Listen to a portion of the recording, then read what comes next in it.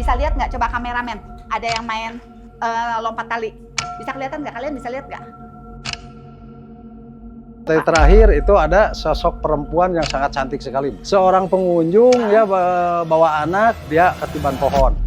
Katanya menurut mereka ini berat karena mungkin menurut dari sekelompok kalian ada yang lihat satu orang, tolong jangan lari karena nanti yang lain spontanitas lari. Pak, maksud Bapak tadi orang-orangnya pada kembali lagi, maksudnya dalam bentuk wujud lain nih, Dalam bentuk bukan manusia.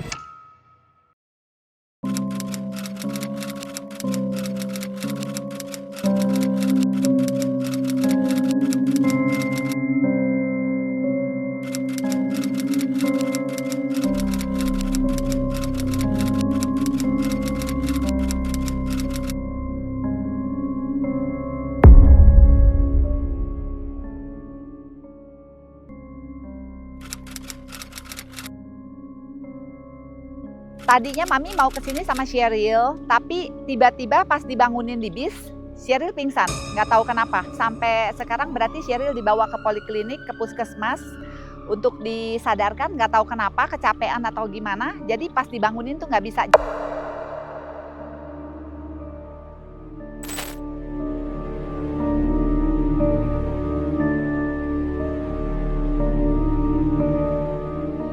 Guys, Mami di sini juga bingung ya kalau sendiri segini gedenya tempat ya. Jadi kita butuh bantuan, kita cari orang yang memangnya berkompeten, yang ngerti tentang tempat ini asal muasalnya dari mulanya dan kejadian-kejadian yang terjadi di sini.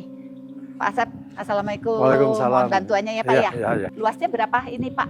Ini luas wilayah Kampung Gajah itu keseluruhan itu 48 hektar, termasuk hutan-hutannya ya. Jadi ini sebagian daripada arena wisatanya juga penghijauannya juga makanya keseluruhan itu 48 hektar. Berarti arena bermain ya, berarti ada arena bermain anak kayak kora-kora kayak macam gitu-gitu. Betul.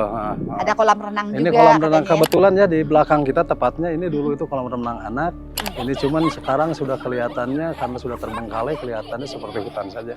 Terus Pak, kenapa bisa sampai, maksudnya kan ini udah bagus ya, konsepnya bagus, semuanya bagus. Kenapa bisa akhirnya sampai terbengkalai kayak gini, kan sayang banget ya. Ini mulai awal tempat wisata mulai goyah itu sekitar 9-10 tahun ke belakang. Jadi ramainya itu terhitung hanya 1 tahun ya. Jadi sudah mulai goyah perusahaan, karyawan sudah mulai tidak terbayar jasanya. Iya, pasti gitu. kalau kayak gitu. Makanya ditinggalkanlah baik oleh pengunjung ataupun oleh karyawan sendiri. Iya, jadi akhirnya malah jadi terbengkalai. Terbengkalai. Pak, jujur ngomong-ngomong nih ya, saya kok berasa kayak nggak enak ya punggungnya, kayak ada yang pegang gitu. Itu di sini agak mistis atau apa ya Pak ya? Betul, karena memang dulunya juga diciptakan untuk hal-hal alamnya itu diciptakan untuk hal-hal bukan untuk manusia ya gitu. Karena ini hutan belantara, dirubah ya, lantas penduduknya juga entah transmigrasinya entah kemana. Setelah bangkrut, alam yang dulu itu tercipta dengan alami sekarang kembali lagi, maka penduduknya juga kembali lagi ke sini. Oh, penduduk yang lama ya, imigrasi. Jadi kalau kata manusia itu penduduk yang berbeda alam lah, pada kembali lagi. Karena kalau dulu itu kan sudah dirubah konsepnya, sudah begitu ramai, sudah begitu tertata, maka mereka tidak betah, transmigrasi nggak tahu kemana. Kalau di alam manusia itu kayak semacam kos-kosan gitu.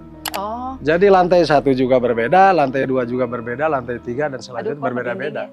Pak, maksud Bapak tadi orang-orangnya pada kembali lagi ke alam sini lagi yang udah transmigrasi gitu, maksudnya dalam bentuk wujud lain nih, dalam bentuk bukan manusia. Karena dulu selama hutan itu kan wujudnya juga bukan manusia. Penghuni hutan maksudnya. Penghuni hutan, gaib-gaib geser dengan perubahan lokasi. Sekarang balik lagi dia nempatin lagi yang dia punya tempat. Tapi jadi lebih galak nggak?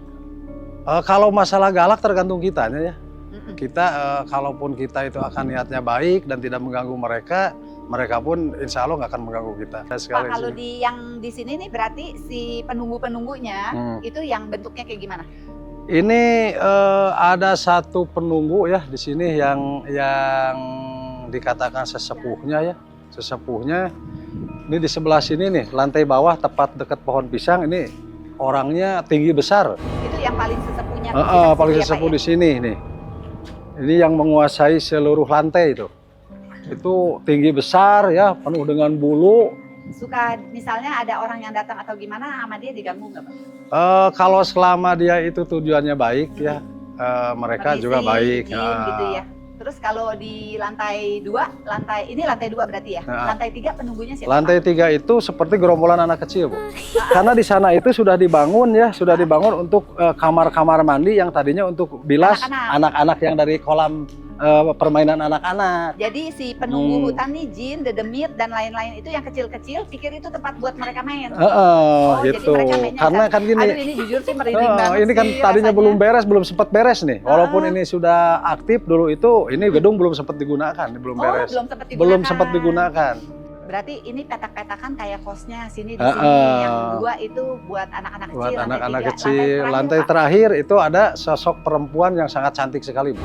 Sosok perempuan yang sangat cantik sekali. Mungkin ini berkaitan dulu itu waktu aktif di kolam anak itu ada yang meninggal tuh.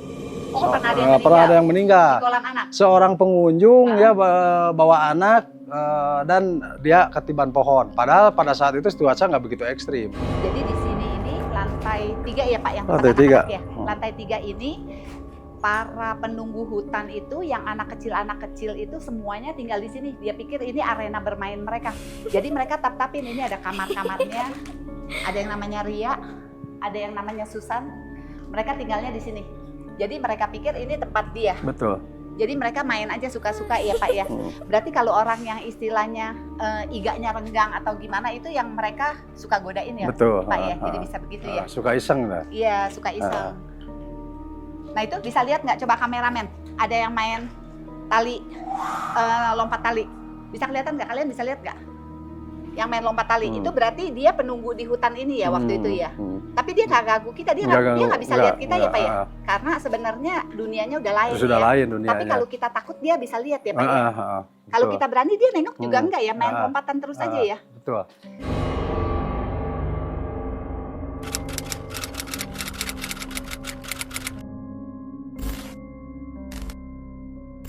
Oke guys, sebenarnya aku tuh nggak ke klinik, aku cuma pura-pura aja. Jadi aku tuh benar-benar takut untuk ke tempat tersebut. Jadi sambil nunggu mami yang sebenarnya pergi-pergi, aku akan bus tour aja. Karena bus tour di sini benar-benar nyaman banget. Aku juga mau kasih lihat kalian, ini adalah bangku aku. Terus ini ada beberapa bangku. Semuanya ada TV, ada selimut, ada bantal. Dan ini kayaknya bus paling mewah yang pernah aku tempatin. Ini kita busnya dari Big Bird, jadi thank you buat Big Bird. Dan yang paling amaze itu ada di bagian belakang. Di bagian belakang itu kita ada kitchen, jadi ini ada tempat untuk cuci piring, terus ada tempat bikin teh, kopi, terus ada kulkas, ada dispenser, lengkap banget. Terus di sini ada kamar mandi juga. Nah ini adalah yang paling surprise-nya di dalam bus ini, kita bisa ngelihat ada ruang karaoke. Ini bisa juga buat ruang meeting, buat nonton Netflix, atau nonton-nonton, semuanya tuh udah tersedia.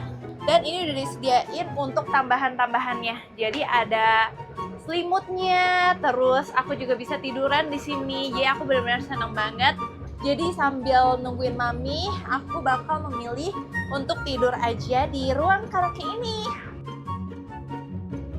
Mas Em, pernah ada kejadian maksudnya ekstrim yang benar-benar berkesan nggak? Yang dialamin maksudnya orang yang dateng, ya konten kreator atau apa yang mau live segala macam. Pernah ada kejadian yang benar-benar maksudnya nggak masuk akal kita sebagai manusia nggak Pak?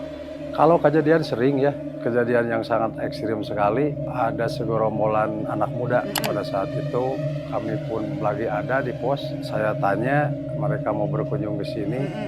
Saya kasih jangan, tolong untuk hati-hati dan etika kita gunakan walaupun yang di bawah itu sudah berbeda alam. Kalau dari sekelompok kalian ada yang lihat satu orang, tolong jangan lari. Karena nanti yang lain spontanitas lari. Nah tiba-tiba tepat jam 12:30, tiba-tiba kok masuk ambulan. Kan aneh. Masuk ambulan nggak masuk pos dulu, langsung masuk ke lokasi dan tiba-tiba ambulan naik lagi ke sana, tiba-tiba sudah seorang dari teman sekelompok itu sudah dibawa, ini sudah dibalut pakai perban. Jatuh dia. Jatuh dari lantai 4 ke lantai ini. Pak, Bapak kan lama ya di sini ya. Hmm.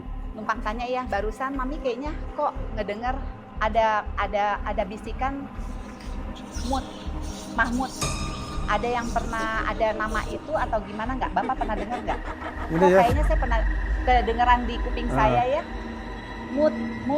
Mahmud gitu. Ada nggak Pak? Dulu kan gini ya, konon ceritanya bahwa di sini ada satu kesepuhan. Tepat di samping kita ya dulu satu arena yang difungsikan untuk pertapaan. Suatu arena untuk pertapaan, di atasnya juga ada pohon beringin ya. Jadi terus di dalam semak-semak itu ada satu batu ya, dulu itu yang sempat dipindah, besok lusa sudah nempel lagi di sana. Kalau malam itu ya ada dibilang nyanyian hutan nggak? Jadi ada di hutan dari sebelah sana, sebelah timur itu ada suara-suara kayak suara senandung. Sering Bu kalau di sini. Bener ya? Betul. Jadi tiap lokasi itu ya penampakan suaranya itu berbeda-beda. Jadi tidak seluruhnya Kadang bawa nyinden gajah, ya, kadang nyanyi nyinden, gitu. nyanyi. Berarti itu penunggu-penunggu yang di sana. Itu kemungkinan itu penunggu dari zaman dulu. Dari zaman dulu memang di situ ya. Mereka soalnya bukan umurnya penunggu ribuan bawaan, tahun ya. betul. Sampai di sini aja ya, udah cukup merinding, cukup ditowel-towel, Mami ditowel-towel terus, bisa dapat bisikan Mahmud, bisa dapat bisikan sinden dari arah barat hutan. Mami kayaknya agak-agak udah nggak kuat, kita balik aja. Udah cukup sekian ya. Mami minta maaf di sini kalau ada yang ibu cantik, ada anak-anak kecil, ada Pak Mahmud, ada yang gede, ada yang berbulu. Kita minta maaf, tim minta maaf, kita tidak bermaksud mengganggu. Kita pamit, masing-masing alamnya, masing-masing dunianya, nggak saling mengganggu. Permisi ya, Assalamualaikum.